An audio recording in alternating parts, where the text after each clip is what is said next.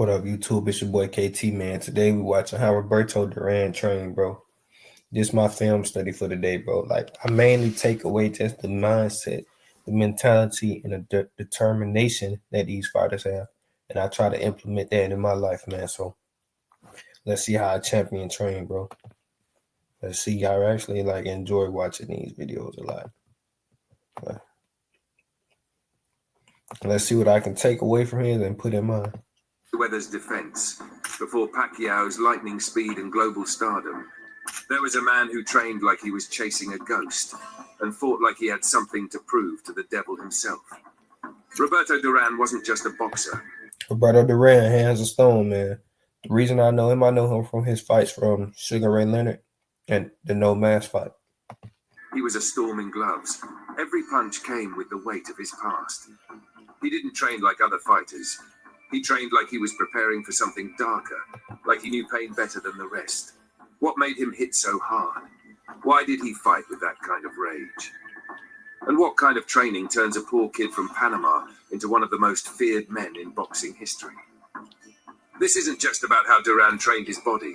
It's about how he trained his mind. His mindset and the spirit is the biggest thing. Like, boxing, it's probably like 80% mental, 20% body. Your mind got to be on point. Your mind got to be strong. That's why I constantly challenge myself on a daily basis, just doing hard stuff. Your mental got to be on point, bro. You got to train your mind, bro. You got to be able to train your mind for pain, hard times, tough times.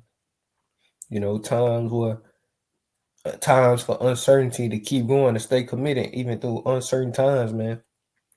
That's why my faith, my relationship with Jesus, my relationship with God play a role in this, because, it been times in Acts, Apostle Paul, he went through so much, but he stayed committed. He stayed committed. You gotta stay committed, stay tough, and keep that dog in you, man. His spirit, and how he cultivated that signature ferocity that made champions like Sugar Ray Leonard question everything they knew about boxing. Welcome to Back to Boxing. Before we can understand Duran's training, we need to understand the man himself. Born in 1951 in Panama, Roberto Duran's childhood was defined by struggle. When his American father abandoned the family, young Roberto was forced to quit school in 3rd grade. By age 8, he was forced to quit school in 3rd grade, selling newspapers by age 8. Like, if we seen that today, we would probably feel so bad for him. We would never think a child who's selling newspaper will become a world champion, bro. They just show a different type of grit, different type of hunger. And it just goes to show me how blessed I am, bro. And how much of advantage I have over fighters like this who come from them low income backgrounds. I got so much more advantage, bro. And I can't take it for granted. Selling newspapers, shining shoes, and even dancing for coins in the streets to help feed his siblings. Dancing for coins to help feed his siblings. This hard scrabble upbringing built 3 crucial attributes that no training regimen could ever replicate. First, a hunger. Not metaphorical hunger, but actual physical hunger that taught him to fight with desperation. Duran would later say, "When I fought, I remembered the hunger I felt, and that made me more ruthless." Second, a natural physical toughness. Duran swam in the shark-infested waters of Panama Bay, ran barefoot on scorching pavements, and slept on concrete floors. His body adapted to hardship before he ever stepped into a boxing gym. Third, street fighting instincts. Before formal training, Duran fought in the alleyways of El Chorrillo. He wasn't learning the Marquis of Queensberry rules. He was learning how to hurt people, how to intimidate, how to survive. When legendary trainer Ray Arcel first saw the teenage Duran, he remarked, "He doesn't just want to beat opponents. He wants to devour them. You can't teach that kind of ferocity." Duran's formal boxing education began at age 8 at the Neco de la Guardia gym in Panama City. While other boxing prodigies might have been carefully guided through fundamentals, Duran's early training focused almost exclusively on offense. His first trainer, Nestor Plomo Quinones, saw something primal in the young fighter that shouldn't be It's crazy because I seen a video of him sparring, just doing defense, and he was just working. Trained. but rather sharpened. By 16, Duran had developed his trademark style: relentless pressure, vicious body punching, and an uncanny ability to slip punches while constantly moving forward. This wasn't by accident. It was the product of hundreds of hours spent in suffocating heat, working with trainers who understood that Duran's greatest weapon wasn't just his power, but his ability to break fighters mentally. Legendary training camps. I'm never wasting money on takeout fees again. Factor helped me take control over what I'm eating and spending on takeout. I easily dropped 4. What made Roberto Duran different wasn't just his hands or his heart. It was how he prepared for war. Most fighters trained hard. Duran trained like a man possessed. After 1971, under the guidance of legendary trainers Ray Arcel and Freddie Brown, his camps became the stuff of boxing folklore, brutal, isolated, and almost spiritual in their intensity. While other fighters put in 6 to 8 weeks, Duran would vanish for months. No press, no distractions, just pain, sweat, and purpose. His camps were usually tucked away in remote hills, far from Panama City's noise, where the only things louder than the cicadas were the sounds of his fists smashing leather. A typical day in Duran's camp? It looked like this. 4:30 a.m., before the sun even blinked, Duran... One thing I noticed about all these champions is 4:30. 4 o'clock, 4:30. Mike Tyson, 4 a.m. 4:30, he out running. Manny Pacquiao, 4 a.m. 4:30, he out running. Roberto Duran, 4:30, they out running. I'm finna implement that into my game. I got to, bro. I know it's tough. It's not gonna suck, but sure. Gotta do what the champions did, bro. 4 a.m. They up before everybody. Put in work. And they just keep compounding that. And this is not even physical. This is just for mental, to build that mental toughness, to build that discipline muscle. 4 a.m. on the road. Even Kobe Bryant did it at 4 a.m. Even Eric Thomas up. It's just something up. It's just something about getting up early. It's beauty in it. So I need to implement it into my game, bro. I got to implement it. I'm going to start off at 6, then I'm going to start 5, then eventually I'm in at 4. But I got to go to sleep early, though. You really got to submit to boxing, bro. And let God, if you don't know if boxing for you, and if it's for you, you got to submit to it and let God take the wheel, bro. Duran was already on the road, 5 to 7 miles uphill, often at altitude. He didn't wear a heart monitor. He didn't count strides. He ran by feel, sprinting when his blood boiled, jogging when it didn't. His body learned to recover while still charging forward. 7 a.m. Breakfast was simple and clean. Protein, local fruit, maybe some eggs. No sugar, no flour, no indulgence. Just fuel for the fire. 9 a.m. First gym session. No flashy combos or gimmicks. This was footwork, balance, subtle weight shifts, the small things that made his punches explode from inches away. People called him a brawler. But in reality, Duran was a technician who just happened to love hurting people. 12 p.m. Recovery time. Massages focused on his forearms and fists, the weapons that earned him the nickname Hands of Stone. 2 p.m. Back to work. This session was about power. Duran didn't just hit a heavy bag. He punched a baseball bat wrapped in towels over and over to harden his knuckles and train his bones to withstand war. 4 p.m. Sparring. And this is where legends were built. While other fighters did 6 or 8 rounds, Duran went 15, sometimes 20. Fresh sparring partners rotated in, but he didn't just box them, he hunted them. Even with heavier gloves, he dropped men with body shots that felt like car crashes. His trainers told the sparring partners to fight dirty, push, grab, frustrate him. Because this wasn't just physical prep, it was mental warfare. Duran wasn't training to win, he was training to survive hell and drag his opponent into it. 7 p.m. Final conditioning. Hundreds of sit-ups, no fancy machines, no shortcuts. Core strength built from raw effort because Duran didn't move back. He took shots and he kept coming. 10 p.m. Lights out. No excuses, no phones, no nightlife. Recovery wasn't optional. It was sacred. Duran's training camps. No nightlife? No must. Weren't about turning him into a textbook boxer. They were about no sharpening nightlife the weapon that already after lived the fight, inside partner. him. He wasn't taught to be a beast. He chose to become one.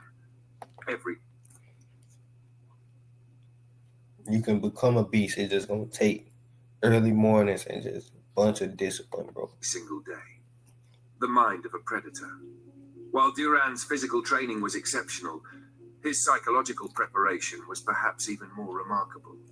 Unlike today's fighters who often work with sports psychologists to manage aggression and anxiety, Duran did the opposite. He deliberately cultivated a predatory mindset that modern sports science might consider counterproductive. Trainer Ray Arcel would later reveal that before fights they would actually discuss Duran's opponent in deeply personal terms, creating fictional slights and insults to stoke Duran's rage.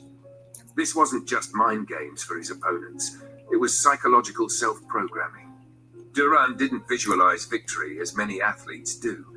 He visualized domination, humiliation of his opponent. He trained himself to see every opponent not just as an obstacle, but as an enemy who had threatened his family, his country, his very survival.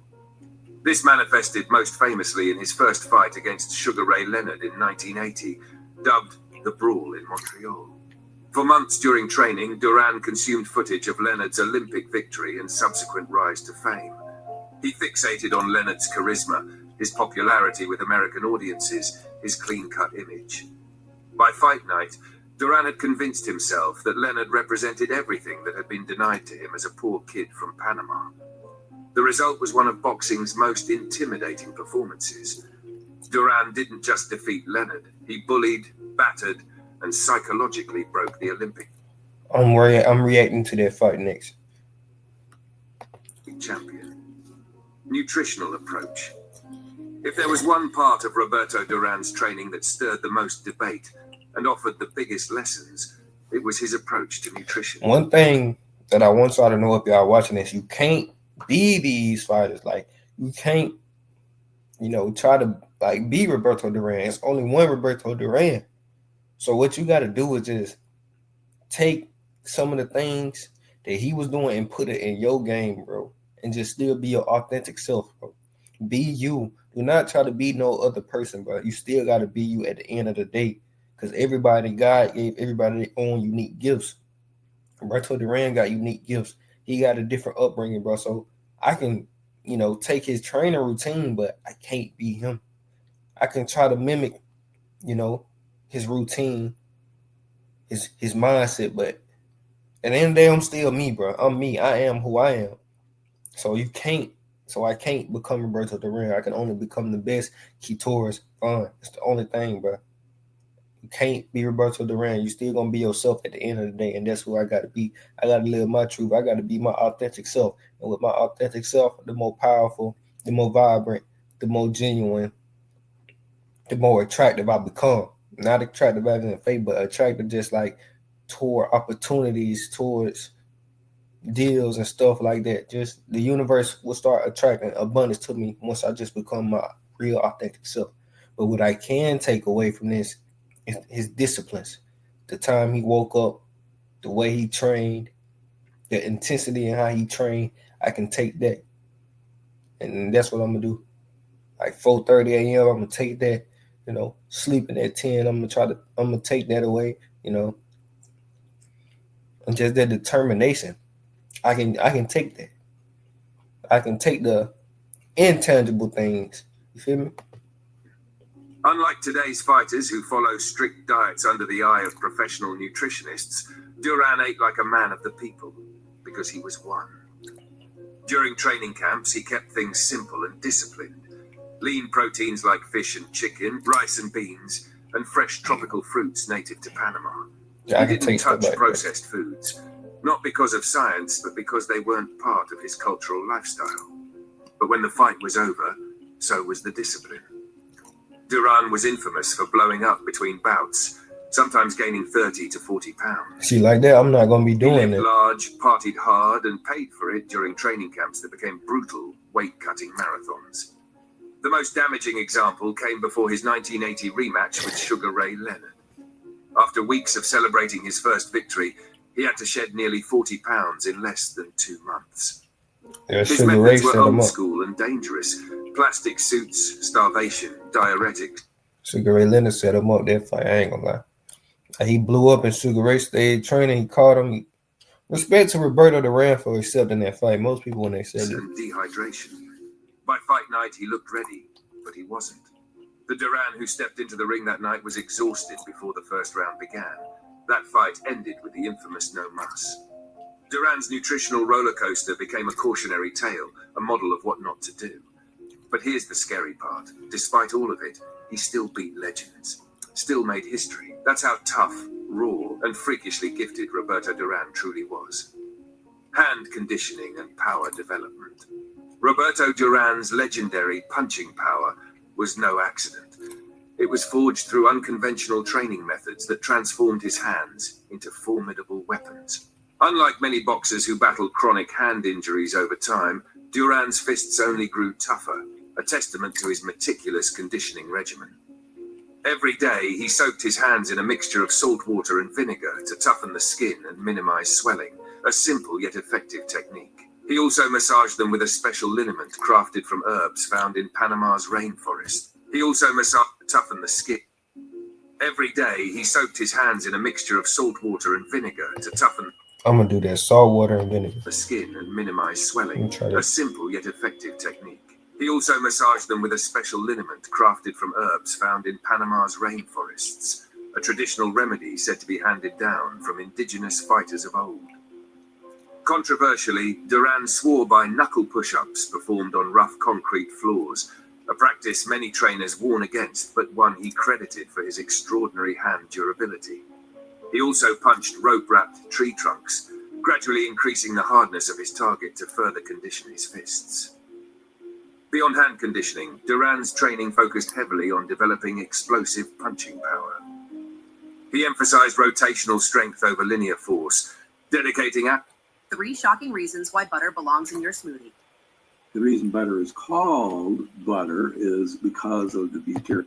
Hours to medicine ball twists and throws to build the torque needed to generate devastating power, especially in close quarters combat.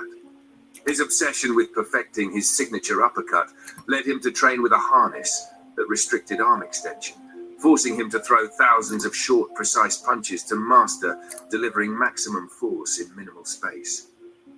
Long before they became a staple in boxing gyms, Duran used resistance bands, punching against their tension to activate his fast-twitch muscle fibers and enhance his explosive speed. These grueling, innovative methods enabled Duran to land bone-rattling punches even when he had little leverage, a skill that became increasingly critical as he moved up through heavier weight classes later in his storied career. His jump will work crazy. Even when he had little leverage, a skill that became increasingly critical as he moved up through heavier weight classes later in his story. Duran to land bone-rattling punches even when he had little leverage. Every time he squats, it's in front of him. A skill that became increasingly critical as he moved up through heavier weight classes later in his storied career, cementing his reputation as one of boxing's most feared punchers. Defense and counterpunching. Roberto Duran's offensive brilliance often steals the spotlight, but his defensive genius was just as remarkable, though it's rarely given its due. Far from being a reckless brawler, Duran was a defensive maestro with a style all his own, distinct from the slick, distance-keeping boxers. He mastered proximity fence, staying so tight to opponents that their punches fizzled out before they could land with force. His defensive training revolved around 3 core skills.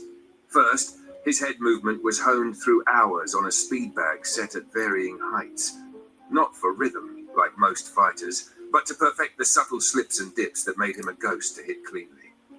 Second, he wielded his forearms like shields, a trick born from his street fighting roots. In training, he drilled blocking punches with his forearms while instantly firing back counters, often facing 2 or 3 sparring partners at once to sharpen this instinct. Third, his footwork wasn't the flashy, circling kind, but a grounded dance of tiny weight shifts, keeping him balanced even when he looked wide open. He built this through quirky drills on balance beams and wobbly surfaces. What set Duran apart was how he wove defense into offense.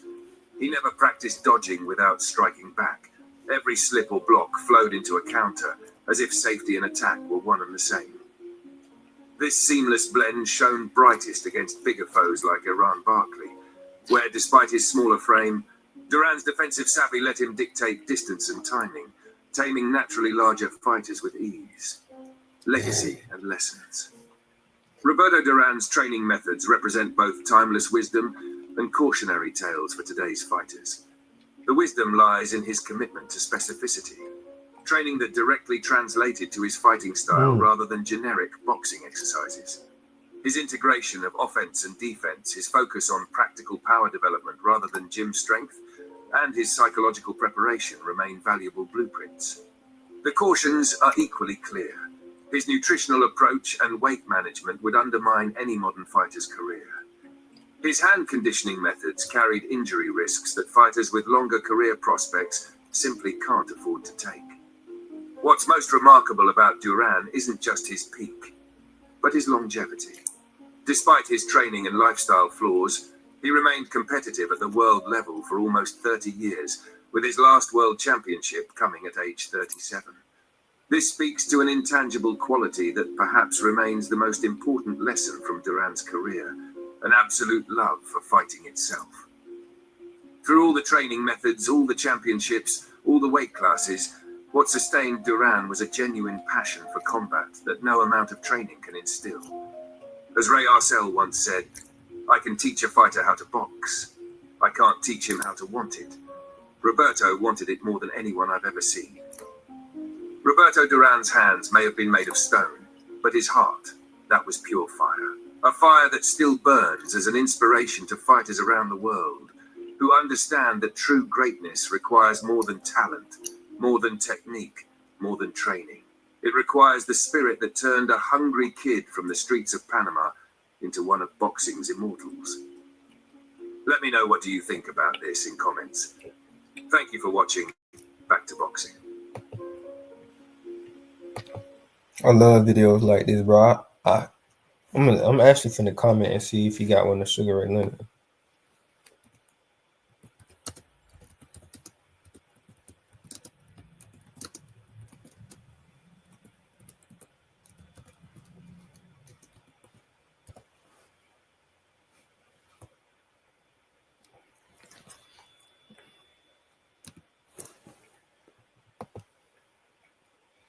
Next, bro, we gonna watch Marvin Hagler. In the next video, we gonna do Roberto Duran versus Sugar Ray Leonard. That fight, the first one. But man, this your boy KT, man. I hope y'all enjoyed this video for today, bro. I gotta keep being a student of the game. What the world is going on? Whoa. Nah, that is crazy. Yeah, but I gotta keep studying the greats before me, bro. And keep implementing to my game. Just keep studying boxing. Keep studying. Keep studying. The more I learn, the more I earn. The more you learn, the more you earn, the more you know, the more you grow. So I gotta keep studying the greats before me, bro. It's your boy KT. Hope you enjoyed this video. I'm out.